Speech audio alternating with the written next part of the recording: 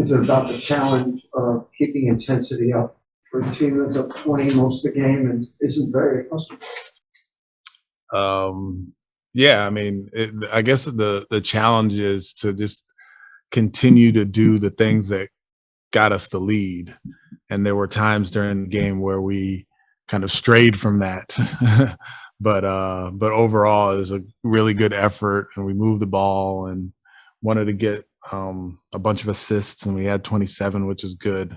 We had to limit the turnovers, but yeah, for our young group, we haven't been in this position, and I don't even remember the last time where we can just kind of start and get a really good lead and then hold on to the lead, understanding this is another learning point, understanding that you have to play in a sustainable way. You can't just like go up and down and expect to keep the lead or expand on the lead.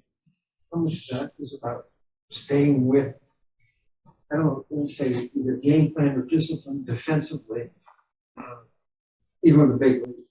Yeah. I mean, there were times where the shots were kind of just going for us, and at times you can, when the shots are going, you let up on the defensive end, where my point was it was the defensive end that was leading to us having success on the offensive end. So playing in a sustainable way defensively would lead to good offense. Wednesday was Jalen's first really rough shooting night in quite a long time. It's important for you to see him bounce back this way. Yeah, it is important. He he always bounces back, but it's good to see it. And tonight he was really, really good offensively, very aggressive, played with purpose, like as far as getting to the rim, but also late in the shot clock, finding ways to get to open shots. He has a knack for creating separation where he can get to his mid-range or a three whenever he wants, which is an incredible talent to have. Talked about how Portland's at its best offensively when they're in transition, getting had 74 points tonight, outscored by 30 in the game. Obviously, the 19 threes helped this team, but another opportunity tomorrow. What more can the team do? Yeah, it's just the learning from this game and understanding what are the things that they're going to do. And with our group, a lot of times if we'll tell them, but they have to see it for themselves, and they saw it tonight. So yeah, we talked about the transition, which they had 22 points in transition, and we talked about our turnovers, which we had too many of, and we talked about how they are going to be trying to get into the paint, whether we're going under the screen or not. It's got to be a race, and they're still trying to get the ball into the paint. So yeah, those are the things that'll be on the film tomorrow, and hopefully we'll rectify those going into tomorrow's game.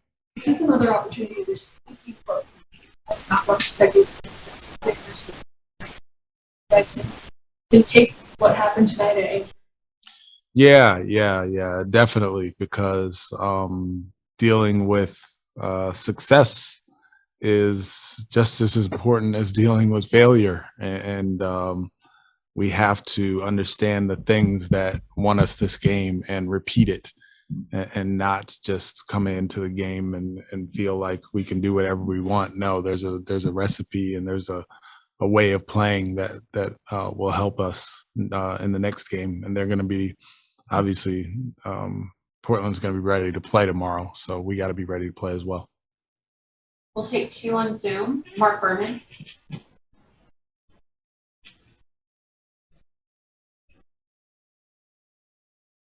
Mark. Did you call on me? I did. I couldn't hear you. Hey, Stephen, how are you? I'm good, Mark. How are you? Hey, I don't know if you've been asked this question. I'm sorry I wasn't on the earlier Zoom. University of Houston will play tomorrow night for the right to go to the Final Four. Just thoughts from you about that. I know you're focused on the Rockets, but you've been paying a little bit of attention to the college basketball as well. Yeah, I'm super excited for them, and watched a little bit of the game last night. And yeah, it's great. It's great for, basketball in Houston. If they can make it to the Final Four, like that's a big deal. So we're all rooting for them. And Coach Sampson has done a great job. And yeah, we feel like if they do good, it's good for everybody in Houston. It's good for all basketball fans, and it'll also create more interest in basketball in Houston, and people around the world will see Houston across their chest, and that means a lot to us. Jackson Gatlin. Thank you. Hey, Stephen. Just wanted to get your thoughts on Josh Christopher's performance in that fourth quarter, kind of going scoreless for the first 3 quarters of the game. It then really seemed like he was just kind of finding his spots there in the fourth quarter. Just curious as to what you saw there. Yeah, he's kind of been up and down. We had a short conversation today about him just sticking with it and staying true to what works for him, which is playing downhill, which is taking his open threes. And one thing about him is he just constantly works, and that work is going to pay off for him. So I was proud of him because he has had some stretches where he hasn't played as well as he's wanted. And he played, I'm sure he's pretty pleased with how he played tonight, and I am for sure.